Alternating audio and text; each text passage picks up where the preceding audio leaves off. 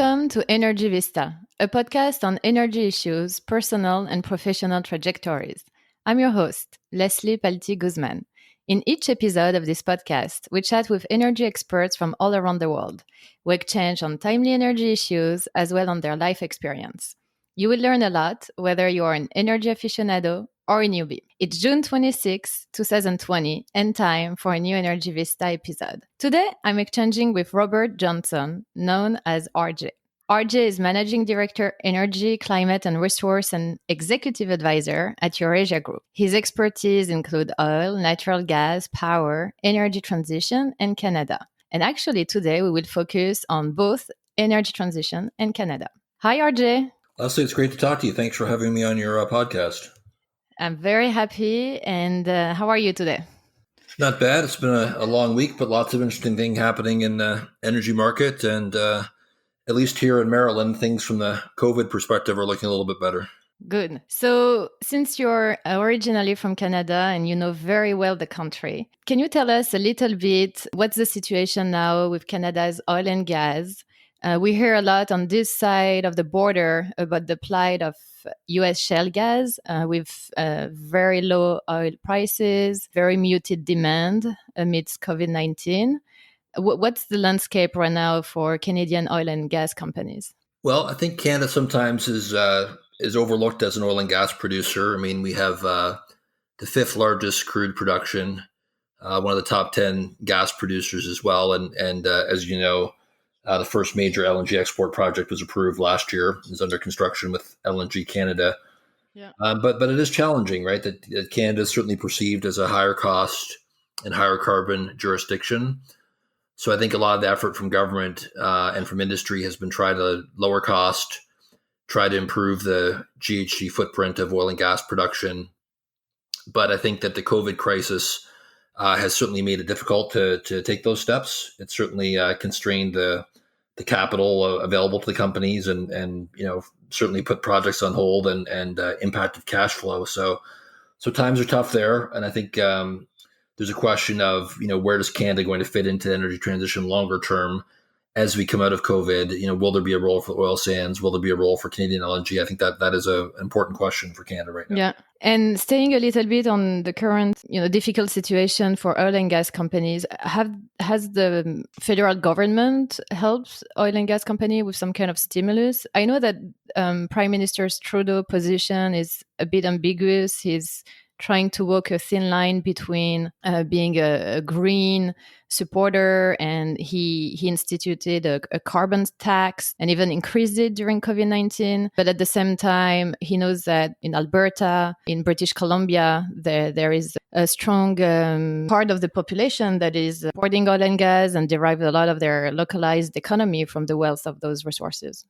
Yeah, I think it's great you use the word ambiguous. I think that's right, that the Liberals are sort of in the center, and their caucus is divided between some support for oil and gas, but also a lot of support for climate and energy transition. And in the last election, the Liberals didn't get any seats in the two big energy producing provinces of Alberta and Saskatchewan, so they're completely unrepresented there, and they have a lot more support from big cities, Montreal, Toronto, Vancouver, where people are very focused on climate. That said, the Trudeau government did approve the LNG Canada project. They are supporting the Trans Mountain pipeline for the oil sands and Keystone XL. But you're right that I think as they've considered stimulus and liquidity needs of the industry post-COVID, they did put forward some liquidity provisions, kind of lender of last resort provisions from the government. But the industry feels like there's too many conditions, right? Not just conditions in terms of, no share buybacks or dividend increases or layoffs, but also, certain language around climate disclosure and the energy transition that has raised some eyebrows as well. So, there's a leadership race for Canada's big opposition party, the Conservatives. And I think that at some point in the next couple of years, we'll probably have another election where energy and climate are very much in the front of the debate again. Yeah, I remember not such a long time ago, I think there was a oil and gas advocacy group in Canada, and the campaign, you were saying people driving trucks across the country with big tags, "I love Canadian energy." Yeah, it's like the U.S. It's sort of a regional story, right? That the U.S. has its oil and gas producing regions, in the upper Midwest and obviously in the Southwest, that where oil and gas is very popular and critical for the economy. The same is true in the Canadian prairies and also in Newfoundland and the Atlantic. And you mentioned British Columbia. And British Columbia is sort of an interesting case too, because British Columbia has a very big natural resource industry with natural gas and forestry and mining and so forth. But they also have Vancouver and a very sort of strong, and Vancouver Island, a very strong environmental movement. And the current government there provincially is a coalition between two left-wing parties. So it's a very tricky balancing act there. They don't really have much of an oil industry, but certainly on the gas side, it's been conflict there. And it is an issue where, like many other parts around the world, many people are saying, the government shouldn't subsidize oil and gas because of the climate, right? That if there's dollars being made available to help with COVID recovery, we should spend them on healthcare or on, manufacturing or other sectors, but not oil and gas because of the climate footprint. And of course, that puts the government in a tough position because some of their key supporters have that view. So in terms of economic recovery, do you think the federal government will put more money into the jobs of the future, like the green economy, versus helping people that may have lost their job in oil and gas? So I think in fairness to them, as far as the workers go, I think the government, the Trudeau government has put in a lot of programs for wage replacement. And I think they're very focused on the fate of the oil and gas workers. The companies are a different question. I think there hasn't been much uptake for those large cap companies. And then some of the smaller companies maybe don't necessarily meet the solvency criteria to get access to capital because some of them were struggling even before COVID. And as far as green and clean tech goes, yes, that will be a priority for the Trudeau government. They have a Canadian Energy Infrastructure Bank, or Canadian Infrastructure Bank, that's headed by Catherine McKenna, the former. She's now the Minister of Infrastructure. She was formerly the Environment Minister, and they are very keen on green infrastructure projects. But again, like other countries, the debate of what counts as green infrastructure and what doesn't is also a bit of a political football up there as well. Yeah. So you mentioned the support of the government for new pipelines. I kind of stopped keeping track of the Keystone pipeline, but there are other pipelines under construction. Can you give us a little bit the latest developments over there? Yeah, so probably the biggest challenge for the oil sands prior to the COVID crisis was a lack of market access, meaning that Canada's a net oil exporter. All the oil is really going just to the U.S. market. And there was a limit on capacity in terms of the oil sands production had outgrown the existing pipeline capacity. So these big projects like expanding the Trans Mountain pipeline from Alberta to Vancouver, the Keystone XL pipeline from Alberta to the Gulf Coast, expanding to line 3, they've all run into sort of environmental opposition and climate opposition. Mm-hmm. And the federal government bought the Trans Mountain pipeline to the West Coast, and that is under construction. But there'll be some, tough protests in Vancouver when the project reaches that stage. And then Keystone XL, which was first conceived, I think, in 2006, is still kind of working its way through regulatory approval in the U.S. courts. Mm-hmm. The Alberta government bought a piece of it. It is approved by Trump, but, it keeps getting permits overturned in the U.S. courts. So a lot of people are concerned that if it's not really under construction and frankly close to, a lot of work being done by the election, then if Biden wins, that he'll cancel the project again. So, if that happens, they would have these other two projects, but it's certainly something where those pipelines have become kind of a flashpoint, not just for the climate debate in the U.S. and Canada, but really globally. I mean, they're sort of visible symbols, fairly or unfairly, of the climate change debate. And you mentioned earlier that there was that Canada is a higher carbon jurisdiction. We hear a lot about the tar sands, oil sands that are the dirtiest. And I remember not so long ago, I think Europe back in 2015 wanted to ban tar sands. So it was also at the front line of the beginning of the debate about importing greener energy. Yeah. And we can see parallels now maybe with what the EU is trying to do with methane. They're impeding methane strategy and trying to import greener gas. How would that impact in the medium long term investments in unconventional oil and gas play in Canada? Yeah, it's a great question because I think the perspective of Brussels, of the European governments and the European investors is quite important. And it's not necessarily that there's a lot of Canadian oil and gas going to Europe. In fact, very little does. but it's really the capital flows and whether or not those institutions, support the oil sands and invest. There's been some mixed data. I think on the one hand, most of the independent studies show that the Canadian oil sands are slightly more carbon intensive than comparable heavy oils around the world. But on the other hand, the overall GHG intensity of the oil sands has been going down for the last 10 or 15 years. And I think the challenge really is, can Canada move towards a carbon neutral net zero model where they're using carbon capture and sequestration, where they're using offsets to get even lower on the sort of carbon curve? And then what is the cost of those abatement technologies and how competitive will it be? Because certainly if the European Union went back to a fuel quality directive or, with the Green New Deal, if they put a carbon tariff in place that specifically targets the oil sands, symbolically it would be a bad look for Canada. So I think Alberta's trying to, get better data to measure the existing performance, but also to invest in technologies to get even better performance in the future. But they do have a ways to go. I mean, they're not where they need to be yet. But I certainly think the challenge has become a lot more real because of this political pressure and more importantly, the pressure in financial markets from ESG type investors. And we mentioned the European Union. What about China? Canada was kind of in the middle of the Hawaii. I'm not even sure how to pronounce Hawaii. With the executive being held there, does that impact Chinese investments in Canada? And the Chinese have been investing in the project we were mentioning earlier, LNG Canada. And we've seen that when China wants to retaliate with the US, it didn't hesitate to stop importing US LNG. Do you think that the relationship could go sour and impact also trade between the two countries when it comes to energy trade? Yeah, so it hasn't impacted energy yet, but it certainly has impacted things like lumber and canola and agricultural products. And yes, I think China's willingness to take on a big oil sands investment or a big LNG investment in Canada is affected by the U.S.-China tensions and the Canada-China tensions over Huawei and all other bilateral issues.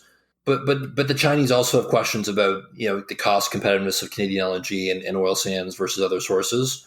I think that the Chinese would theoretically be interested in taking more Canadian oil and gas because, as you know, they do support supply diversification, and the transportation advantages of Canadian LNG are pretty attractive, and there's some good assets for sure. But right now, the geopolitics are pretty challenging. So we've been steering our Canadian clients a little bit more towards Japan, Korea, Singapore, India as markets where you have some of the same gas demand growth, but a less politically complicated outlook.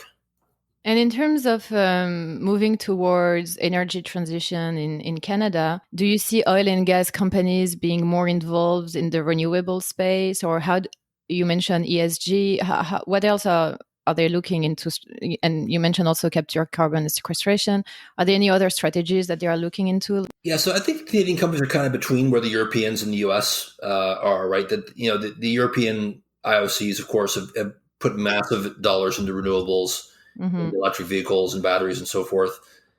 Whereas the super majors in the US are still focused more on oil and gas decarbonization and lowering their methane emissions and doing CCS. Canada probably is a bit of both, that the oil sands companies are certainly focused on CCS, and they brought on a big new CO2 carbon trunk line recently for storage. But you also have some companies like Suncor that have renewables business and will probably be looking to do more. Canada's actual advantage, I think, in the energy transition will be really in two areas, in my opinion. One is they do have a lot of potential for CCS with the natural carbon sinks that they have up there and the geology, but also in biofuels, right? That Canada's sort of status as an agricultural superpower, their significant base of land and forestry, they can develop a pretty good offset market there. So there's a lot of interest in Canada in developing, Article 6, the kind of international offsets and carbon credit trading as a way to both take advantage of offsets in Canada, but also to acquire potential offsets for some of the Canadian oil and gas production. So yes, I think the Canadian companies are moving that direction. The problem, I think, is that COVID has slowed things down a little bit, right? The sort of incremental dollars to focus on those projects have definitely been squeezed by this current oil price shock. And do you think there will be many stranded assets, or there is a move also to look at how to repurpose those assets? I think that Canada's interesting because of the cost profile.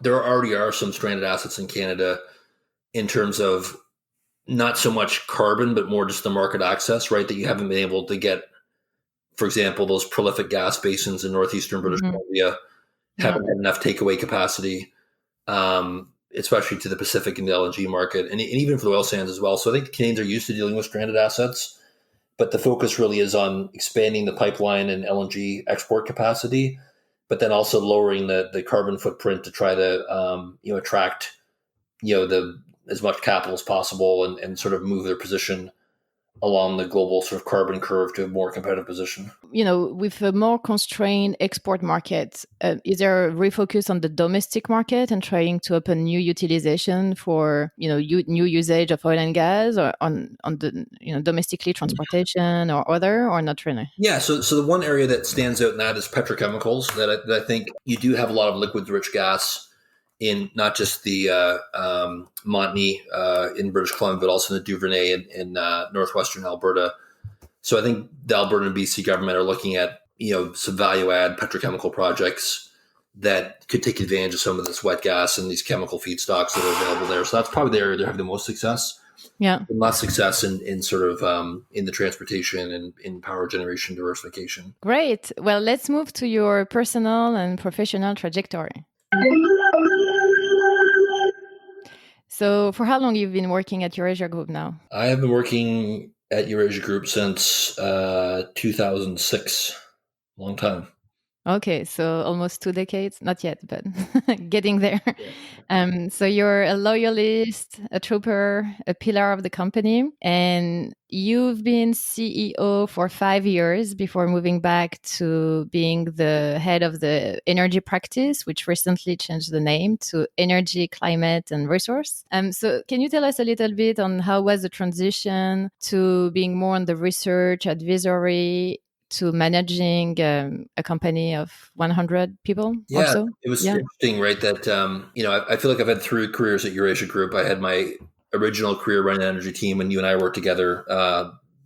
2006 to 2013, and at that time, a lot of folks on oil and gas, and we had a great team and did a lot of interesting work. But when Ian Bremer decided that he wanted to step back from management and appoint a CEO in 2013, I think the company had sort of outgrown kind of the small business mentality, and we had more of a global footprint and kind of a lot of growing pains and the need for a full time CEO. So I think looking at bringing in someone from the outside and someone from the inside, I think Ian felt like bringing someone from the inside who knew him and knew the business and knew what he wanted would be more successful. And I was really honored and excited to get that opportunity.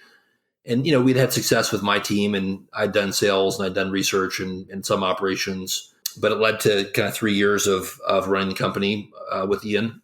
Mm-hmm. And during that time, we opened four new offices globally, and we doubled our revenue and really expanded the brand. And I think kind of division of labor where Ian was really focused on our brand and building the business on the client side, and I was focused on running the research and running the operations, was a great partnership. And not everything we tried worked, certainly, but the companies really grew quite a bit over those 5 years. But at the end of the 5 years, although I had been able to keep some of my time on working with the clients and research, I really felt like as much as I enjoyed management, I really missed working with my clients and missed the sort of being involved analytically in all these interesting things that we're talking about, not just in Canada, but globally.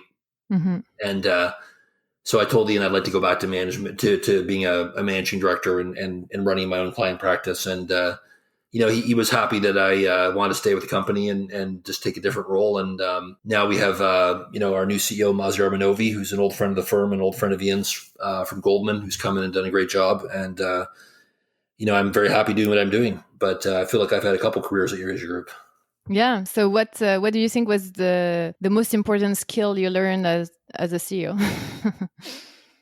There are definitely a few things. I think that the relationship between myself as a CEO and then Ian as a sort of primary shareholder and owner, that dynamic is so important, and to understand his vision and his needs and being focused on running the company to deliver against that was something I took a lot of pride in. But obviously the human capital element, our staff, because the people are the product, and learning that there's different ways to support the staff, and not just their financial trajectory, but their experience day to day in the company, the firm's culture, our diversity, the sort of employee experience, what really motivates people in terms of their trajectory for growth, their opportunities to travel, the type of clients they work with, the type of managers they have. And it was an incredible learning experience Mm-hmm. on all those fronts that I would really take away from it. I think where I really struggled with the most, though, Leslie, was the technology side. I mean, me, I'm not, maybe oil and gas technology is one thing, but building our technological footprint for our company as we went global was definitely something where I felt like I bit off more than I could chew. But I think Yeah. we're doing great now, but it took some time to get there for sure under my watch. Yeah, I think it's a challenge for many companies. Well, especially Uh, smaller companies, right? Because we're global on the one hand, yeah. we're also private and fairly small. So to really roll out these big global IT programs I probably underestimated, how difficult that would be compared to when we were just sort of a US focused firm. But it was a great learning experience. And I really enjoyed running the P&L, and I do miss that to some degree, but I'm definitely happy doing what I'm doing now. Yeah. And you mentioned the culture of the company. Right now, many people are wondering if companies are going to move remote or need to keep offices to maintain a bond between the different colleagues. What do you think is going to be the right move for a company like Eurasia Group? Well, it's funny because you remember this. We talked about this at the time, but I think when I took over, I really changed the sort of protocol of the firm, where I allowed people to work at home. I allowed a lot more flexibility and Mm. location, and taking time off, and really encouraged analysts to get out of the office and travel and see the clients, and do their research in country, and kind of not focus more on the outputs of sort of what people's actual deliverables and results look like, and less on sort of how they're doing it and where they're doing it. Yeah. So I kind of feel like a bit ahead of my time in that sense. And I think, sometimes new people start in the company like, well, where is everybody? I'm like, well, where do you think they are? They're out with the clients, or they're doing research. We don't want people sitting behind the desk. So I think it's been amazing to see how well the company has functioned despite COVID. I think, yes, people miss each other, but as far as the client work goes and the operation of the company, I mean, we really have been able to operate pretty seamlessly. Yeah. But yes, I think there's no substitute for having that sort of informal lunch or chat over coffee with colleagues, for traveling from office to office and seeing clients in person. I'm still sort of old school in that perspective, but I don't think we'll go back to being bound to the desk, in part because we made that change already a few years ago, and in part because I think we're doing pretty well without it. Hmm. And you've always been traveling a lot, going to see clients, speaking at conferences. So you've been forced to hunker down during COVID-19. How did you miss traveling? Well, it's funny because especially since when I was CEO, I traveled a fair bit, but mostly to see to visit our offices in London and Tokyo and Singapore and so forth, and some client work. Yeah. But when I came back to being a full-time consultant, Leslie, I actually think in 2018, 2019, I was gone almost all the time, like 70, 80% of the time. Wow. And, That's a lot. because my daughter spends her time split between myself and her mom, it was really a bit of a juggling act. So it's been nice now the last 4 or 5 months that, I've been sleeping in my bed every night. I've had a lot of good quality time with my daughter. Yeah. I've been able to listen to her doing her classes online. She's been able to listen to me doing my calls online and get a little bit of a sense of what I do. And we've taken a lot of great walks and been cooking, and so it's been good. It's almost like a sabbatical in some ways, but Yeah. I don't think I'll go back to the 80% travel. Because I think it won't be as easy with COVID, and especially international travel, but also I just don't think I'm going to need to. I think I've sort of found a new rhythm. But that said, I would like to get back up to maybe 25% or something, because I do miss it to some degree. Yeah.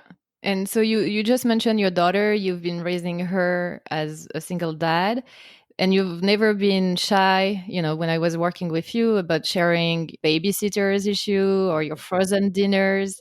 And I think, we don't hear enough this part of the story. We hear a lot about women trying to balance it all, but we hardly hear, we don't hear enough from dads.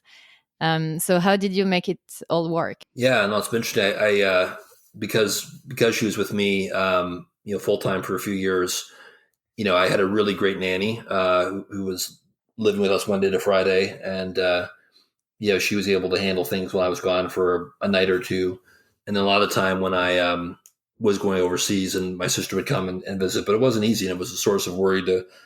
And I realized in retrospect that she probably didn't always get the support she needed, in her homework and different things she was dealing with. But it wasn't easy, and I think that both moms and dads, work can be very consuming at times, but it's certainly important to make sure the kids aren't being left behind. And the positive side, I guess, is that I've been able to take her different places, and she's had experiences. Like we went, one of our clients in Canada did an event way up in the north, almost at the North Pole, in Nunavut in Canada.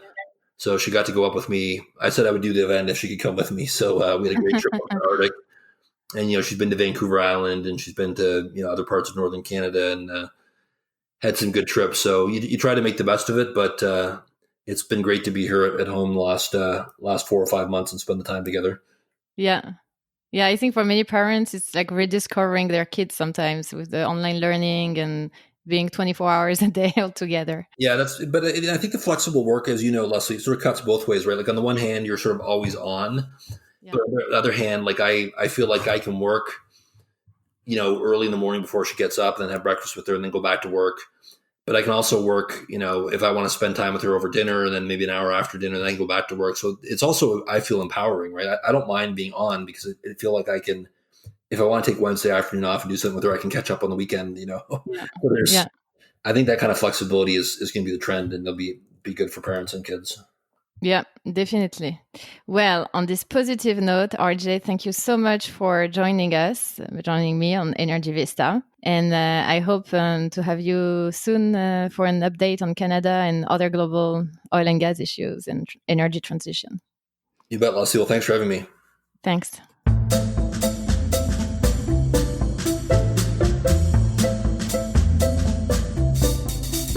That concludes our Energy Vista podcast, which was recorded on June 26, 2020. This is Leslie Palti-Guzman saying good day and good luck.